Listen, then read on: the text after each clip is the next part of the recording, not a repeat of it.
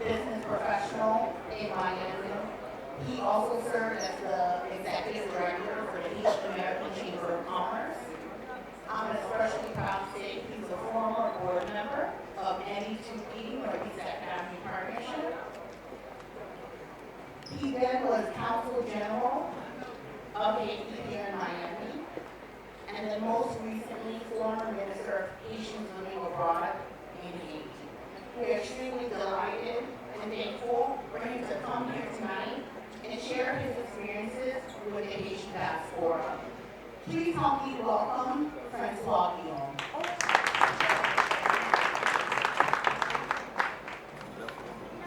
Good evening. It is an honor for me to be amongst you tonight. And I want to thank you. I want to thank you for your presence. I want to thank you for making the effort to come here. I want to thank you for having this series of discussions, not only with me, but with the whole series.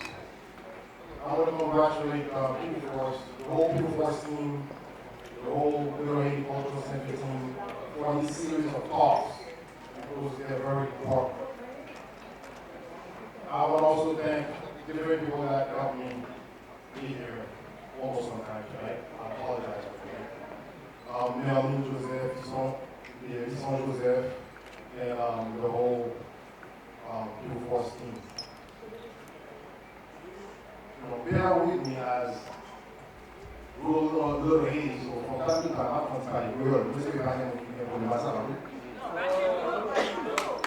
You don't like to go in? Yes. Yeah? No. There's some English speakers, so I'll do the switch once in a while. So, when I was invited to talk to you tonight, what was my intentions? First, I was honored that I was chosen, so thank you. But I also thought that as somebody who's lived in the diaspora for over 25 years, somebody who has had the honor and privilege to represent my country as Consul General, Ministre des Haïtiens de l'Étranger, and as somebody that lives in Haiti right now, I believe I have a little bit of experience that I can share with you, a little bit of know-how, if I can say that I would like to share with you, get your perspective and also your feedback, so that hopefully we can make all this experience and interaction something we can build upon after.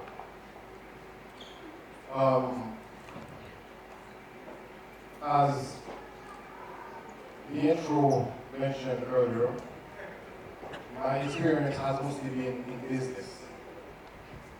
It's mostly been in business as before I joined the chamber, I ran a consulting firm that did a lot of consulting in market visibilities, financial, mostly accounting and financial services. But it was never enough for me. I always wanted to engage myself in what the community is doing.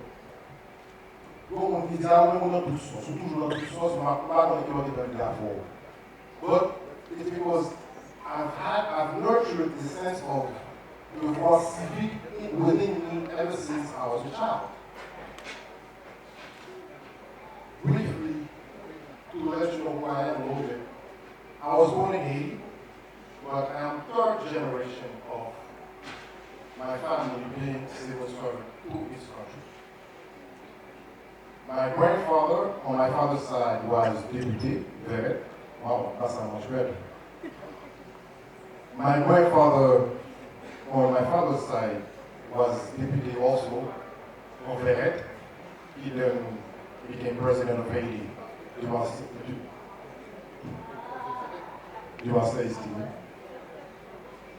My father and mother, they both had a diplomatic career, and that's where they met. So getting engaged in politics and in community work is something that was nurtured within me. And growing up, je songe, j'étais jeune, vraiment toujours un petit, mon pas rentrer dans la politique, c'est pas ça? Pas rentrer dans la politique, pas ça, sale, politique Haïti, tout va faire du mal. Même des chances, pas je me dis mal ça. Il ne va pas pousser m'encourager, non, mais il ne va pas décourager, non. Mais si nous parlons de la politique, qui est-ce qui est politique? Si tout le monde décide de quitter la politique, on ne peut pas faire politique parce que son bagage qui n'est pas juste. Non, mais qui est-ce qui quitte la politique? Nous croyons que nous avons une réponse simple, nous croyons que nous avons un résultat. Donc, living in Miami, I engage myself in the chamber. I engage myself with NE2P. I engage myself with anything that I think my competencies can offer for this community. And I'm proud to have done so.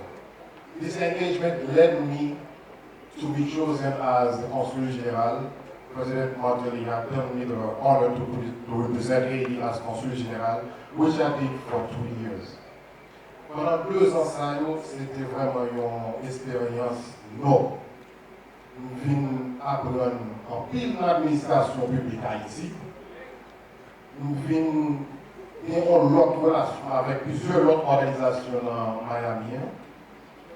Nous venons comprendre tout where the bottlenecks sometimes occur long on a passé dans la Haïti. Et ils comprennent que son bagage est supposé facile et par exemple pas fait, il va arriver pour une raison ou une autre. Nous faisons une qui côté bottleneck. Pendant que j'étais dans le consulat miamien, une de mes premières bagailles, I remember when I was in Haiti and I was freshly nominated as Consul General, and there was a senator that I met au ministère de l'Affaires étrangères, and he was part of the Foreign Affairs Commission. So I wanted to have a discussion with him to see what he would like to see the Consul General or diplomats in general do in Miami so that Parliament can be amenable and help the process of diplomacy in general. So I'm expecting a very profound answer from the senator. And he tells me, mon cher, si on n'a pas son même consulat pas bon, même pas son même peinturé, le fond là, c'est ça que nous fait. Donc, c'est une bagage que nous prend à cœur parce que mon consulat, c'est la caille, c'est le territoire haïtien. Bon, il va supposer vraiment représenter le peuple fier que nous y sommes. So I'm proud to say that with my colleagues, when I was at the consulate, we were able to completely renovate the consulate after almost 30 years. Now, another thing that was mostly important was I was at the consulate was community engagement. While I was at the chamber before, I felt that there was a disconnect between the consulate and the community. Et on est que le président a appelé lui-même son monde qui est proche peuple, proche communauté. L'envie Miami parce que pas même assez dans le consulat, c'est dans la communauté en plus. So, if you see that the consulate has been a little bit more engaged over the past couple of years, it is out of the mind frame that faut que nous ayons une politique de proximité avec la communauté, faut que nous attendions et vivre et voir ce qu'on a fait pour nous apporter des solutions. Donc ça c'est une bagaille que l'aide de notre corps que nous commençons à faire. Ensuite,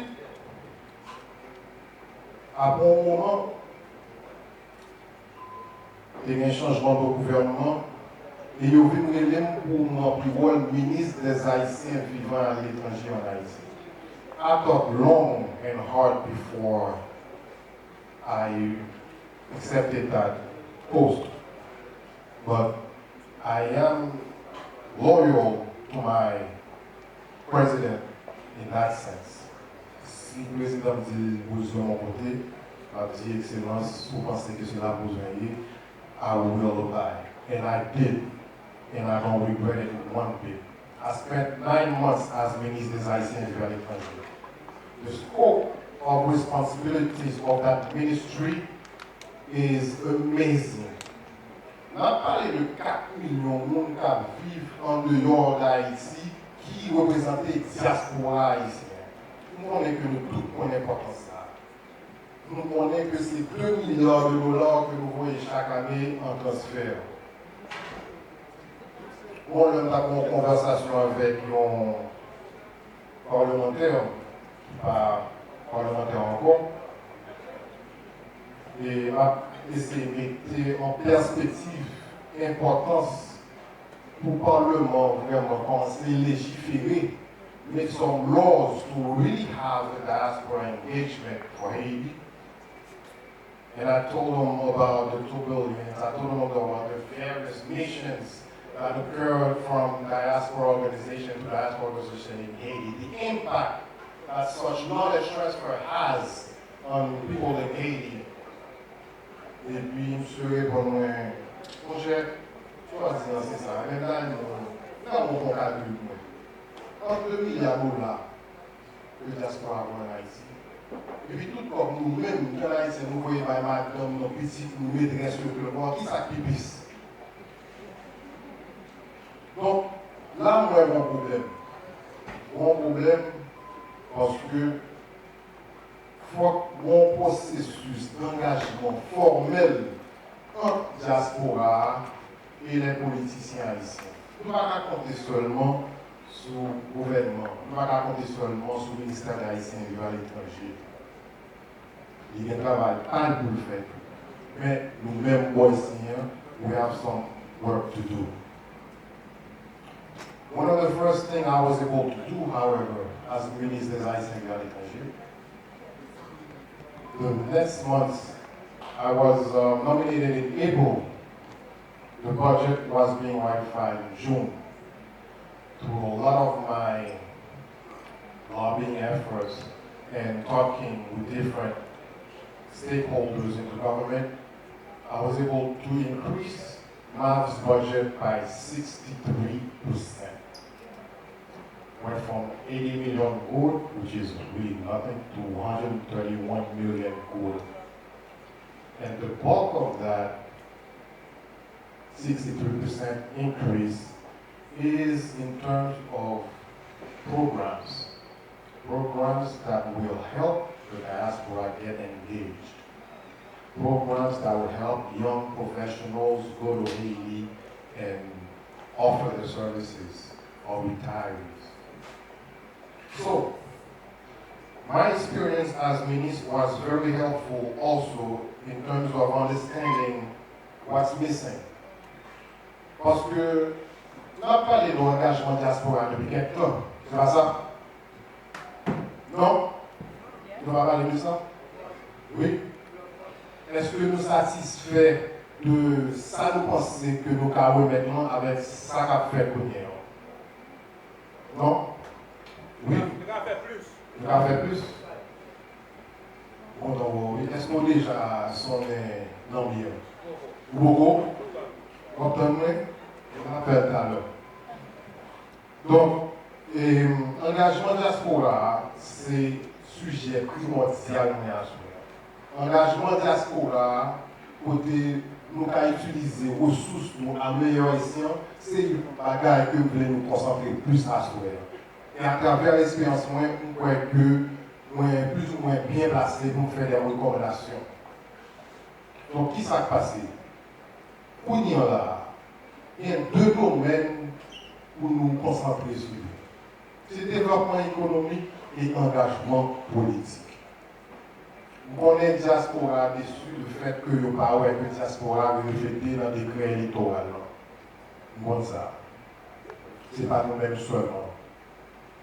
Moi-même, en tant que ministre, l'aime pas faire tourner dans la diaspora, nous disons que l'important pour nous engager pour si dans l'élection présidentielle, ça, le carré doit voter, ce n'est pas moi qui t'ai parlé. C'était sous vision président avec le Premier ministre. Mais politique, nous avons virer Jean-Noël en Haïti. Nous avons un Premier ministre obligé de démissionner. Il y a plusieurs postes ministériels que nous sommes obligés par notre parti politique pour former un gouvernement de consensus. So, the result is what? The result is we're going to have elections this year on a wide scale. 118 deputies, congressmen, 20 senators, countless mayors, and we are not going to participate. That cannot be. We have to make our voices heard. The diaspora has to get engaged politically now, more so than ever. Nous avons l'opportunité de là pour nous influencer qui est-ce qui va dans le Parlement. Nous ne pouvons pas voter, non? Nous disons ça. À partir de notre point, à partir des ici, nous ne pouvons pas voter. Malheureusement, nous ne sommes pas capables. Mais nous influençons toujours. Moi-même, l'État vivre ici. When I lived in the diaspora for over 25 years, I was never a U.S. citizen. Nothing against that, but it was my conviction to keep my Haitian citizenship. I was a permanent resident. But that did not stop me from getting engaged in local politics. When it came time to help forming a PAC, a Political Action Committee, I was present. When it came time to elect Haitian American officials, I was part of it. I just can't leave here. We're going to see this out. But I can assure you that my influence went much further than my vote. My vote would have been important. When it came time to vote for governors of Florida, I got engaged. Went on the radio and everything. Even national elections, went on the radio and everything to try to make your will or thought or presence heard and influence other voters. Nous-mêmes, nous avons fait ça. Et demandez-nous pour nous là, c'est pour nous faire. Dis-nous pour qui est-ce pour voter. However, there needs to be an organized process by which we can hear different candidates, we can evaluate different candidates, and together see which ones will best represent the interests of the diaspora once elected. Now, nous avons fait ça plusieurs façons. Myself, I'm getting involved. My friend Johnny Celestin, who is the former Deputy Chief of Staff of Ministry of Planification, he's getting involved as well. And we are looking for other people to get involved in that sense. Parce que le candidat va venir. Il va commencer à venir dans la diaspora, il va commencer à demander nous, cher ministre, I'm sorry, I pleased to see you. Bernice Felia, former Minister of Haitians living abroad. Mais on pense à des amis, on est un chef. Donc, candidat, moi, commence à défiler dans la diaspora, il va dire que vous faites tel bagaille, vous remet la diaspora, vous voulez que la diaspora vote, c'est dommage que la diaspora n'a pas voté. Il va défiler devant nous, là, garantie. Plus pareil. Ce n'est pas grain, là, venir, ah, ou quoi tel bagaille. Non. Demandez-nous pour plus stratégique. Demandez-nous, on former une structure qui a évalué le candidat, qui a regardé pour qui est-ce qui réellement a défendu l'intérêt nous, et puis regarder pour qui gens que nous avons supporté. Ça est important. Nous n'avons pas de représentant formel dans le Parlement. We do not have formal representation in Haiti. We must get there, and the only way to get there is to get engaged now, influence who you want to go in there, and hold them accountable for what they say they're going to do. It is possible. The right to vote, unfortunately, is not an inalienable right. From all history, I've always seen that it's something that you will not be given easily. And it's not because of lack of will. The president would love to see the diaspora. The prime minister, I can only speak for Prime Minister Lamont because I didn't get a chance to work for Prime Minister at this point, but Prime Minister Lamont would have loved to see the diaspora vote. But political will is sometimes not enough, especially in a country like Haiti. Can you talk about the state of? Talk about the state of dual citizenship now. And if I'm a, Yeah, can you talk about the status of dual citizenship? And if I'm a Haitian citizen, you know, if I have that dual citizenship, can I vote? Will I be able to vote? So dual citizenship, or to be clearer, multi-citizenship has been granted. The Constitution was amended right before President Preval left office. And it was promulgated. How do you say that in English? Promulgated. It was Officially adopted. published. It was Officially published. published by President Martelly. And what it basically says is that if you are naturalized, if you had a Haitian passport and you're naturalized, you're a citizen, you can get your Haitian citizenship back. You can go out to the consulate and they'll give you all the information. And once you do that, once you have your Haitian passport, you can also have a carte d'identification nationale, which is not only your ID card, but it's also your voter's card. You can have that. If you have children, you can pass your Haitian citizenship to your children because you're a Haitian citizen. So, yes, the law has been passed, and there's a way in which you can go about getting it. You can go to the consulate to find information about that. Est-ce que, par on fait un Haïtien? Here, it's going to get a little technical. You were born here, your parents were born in Haiti. Did they naturalize? When you were born, were they already naturalized? Then they can give you a Haitian citizenship. They will have to get theirs first. Only one of them will have to get their, to go through that process and then pass it on to you. It is possible. Mes amis, nous saisissons, nous avons tout à des passeports ici. Nous tout. And once you have your Haitian passport, you get your identification card, then you become a valid potential voter for the Haitian elections. Now, are we going to be able to vote here like other nations do? or we're gonna have to travel to Haiti.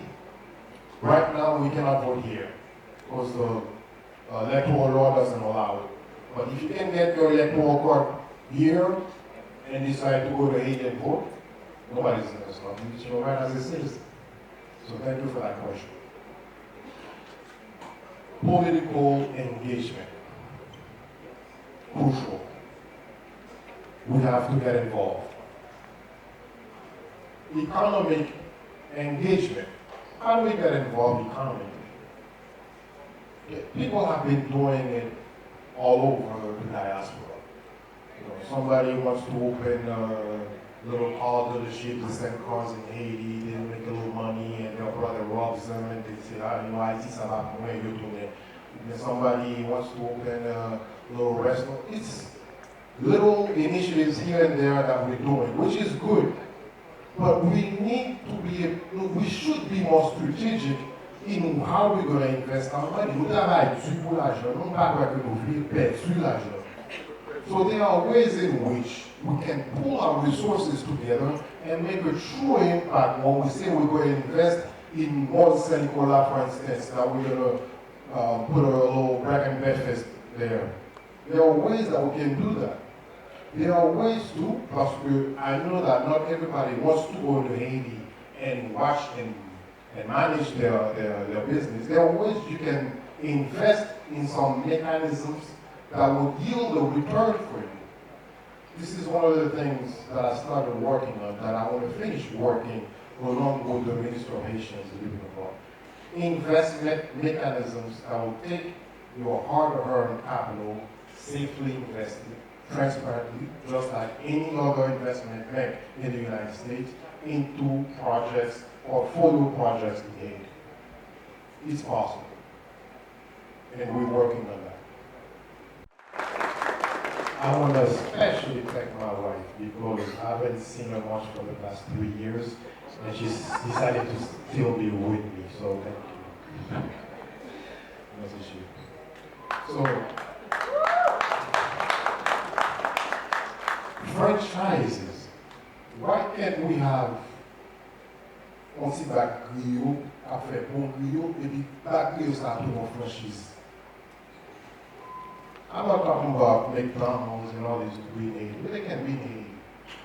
But there's a bunch of informal businesses in Haiti. Little restaurants here, little shoe shiner here, little frisco there. Let's say that you, along with 2 other people, say we're going to put $50,000 together and we're going to start a franchise of Black Frisco in Haiti. You have one Black Frisco and you say, you know what, now you're part of the franchise, you're guaranteed a certain amount of money per week or per month, but you have to pay the rental fee.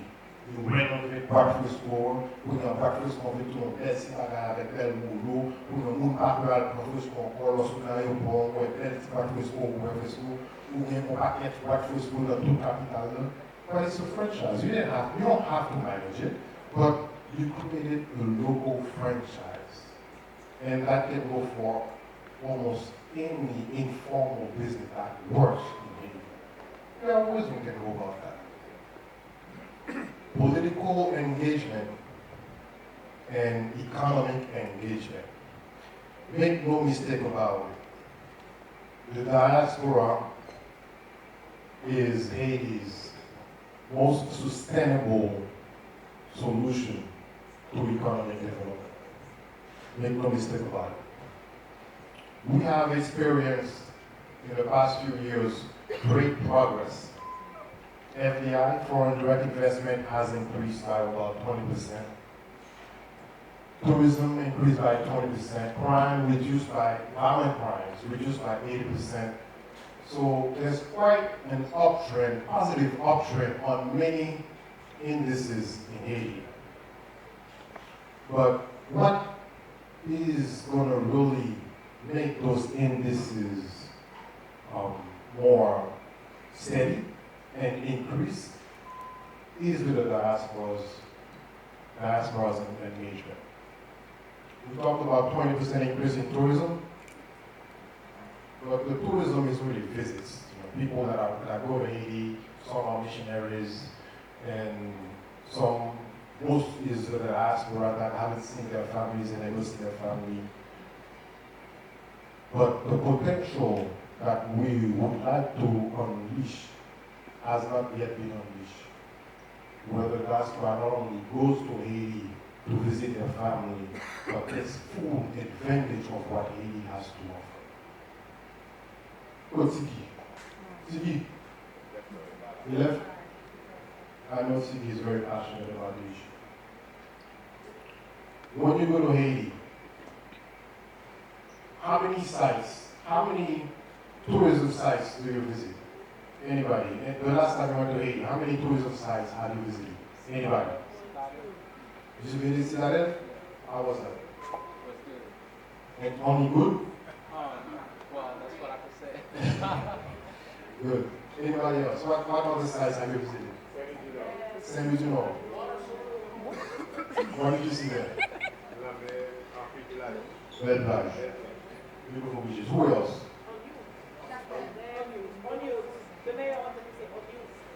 On news. Ah. L'île de la Tortue. L'île de la Tortue. Hein? Vous regardez ça? Qui est son nom? Son vrai. Ah, c'est Haïti, pour nous-mêmes qui haïtiens qui parlent jamais visiter Haïti, nous capables de visiter le pays de Haïti avec Haiti Ultimate Experience. Et puis, on va tout faire venir l'argent. Mais le trip expérience à apprendre. Merci.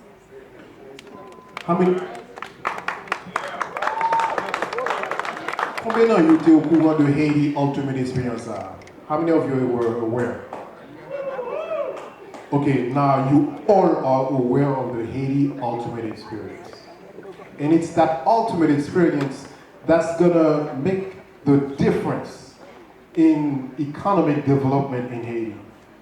Because you go to Haiti, you visit sites, you spend your money. That money is gonna multiply. It's a money multiplier effect. We have to do a little bit more of that when you go to Haiti.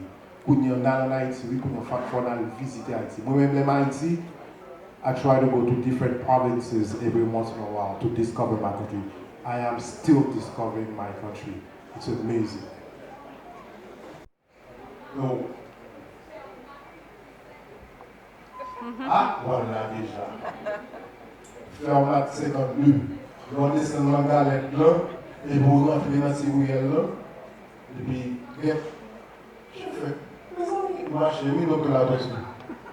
Parce que this is not something that has been publicized, but it's beautiful. So, we have to make that extra effort when we go to Haiti to visit some sites. This is what's really going to make the difference in economic development. So those are the two areas that the diaspora can truly make a difference. Economic development initiatives and political engagement. But I kid you not, this year is the year that we have to get organized for the political engagement. You have to make a statement. You did not get to vote in the United States. However, you can influence the ones who are going to be voted in, and they will in turn put that law in place so that one day the diaspora can vote here. So I think I'm going to stop here to give people a chance to ask some questions, and we can get the conversation going that way.